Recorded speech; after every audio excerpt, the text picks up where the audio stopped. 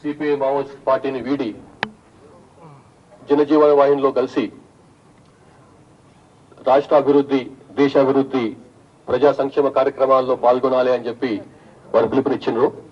ఆ పిలుపులో భాగంగానే పిఎల్జీఏ బెటాలియన్ లో పనిచేస్తున్నటువంటి కొంతమంది, అట్లాగే డిఫరెంట్ సిపిఐ మావోయిస్ట్కి చెందినటువంటి విభిన్న యూనిట్స్ లో పనిచేస్తున్న వాళ్ళు మొత్తం కలిసి 41 మంది లొంగిపోయినారు.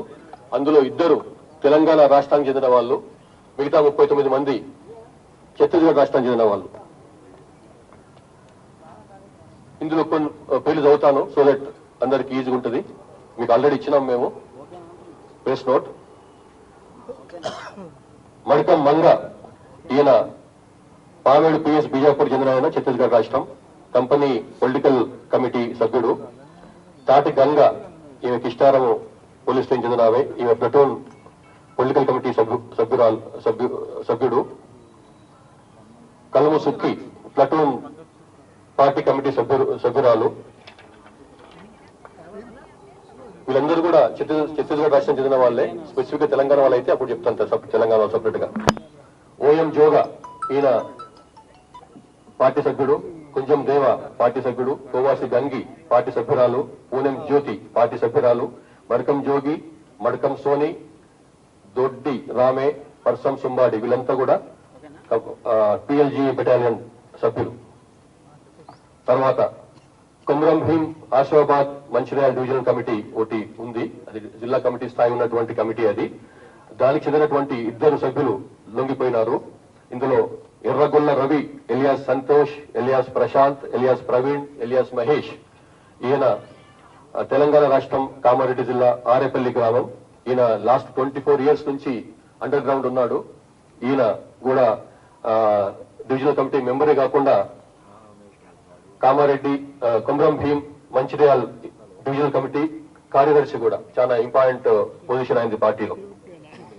అట్లాగే కనికారపు ప్రభంజన్, ఈయన జన్నారము గ్రామం, మంచిర్యాల జిల్లా. ఈయన సిపిఐ మావోయిస్ట్ పార్టీ సభ్యుడు.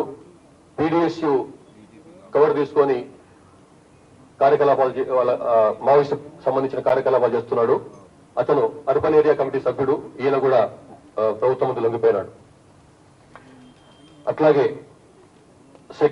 Central regional command company Telangana రాష్ట్రం చెందినటువంటిది. స్టేట్ కమిటీలలో కొన్ని మిలిటరీ కమాండ్స్ ఉంటాయి. ఇందులో మన తెలంగాణ స్టేట్ సంబంధించినటువంటి దాన్ని 2వ సెంట్రల్ రీజనల్ కమాండ్ అంటారు. దానికి సంబంధించినటువంటి వాళ్ళు 5 లొంగిపోయినారు. అందులో 21 సంవత్సరాల నుంచి అజ్ఞాతంలో ఉన్నటువంటి కోర్సా లత్సు, ఈయన కంపెనీ పొలిటికల్ కమిటీ సభ్యుడు, 2nd SRC కంపెనీ కమాండర్ కూడా. అట్లాగే వెట్టి మంగి, ఈమె ఎలియాస్ సునీత, ఈమె కూడా 14 ఏళ్ల నుంచి అజ్ఞాతంలో ఉన్నది. ఈమె ప్లటూన్ పార్టీ కమిటీ సభ్యురాలు.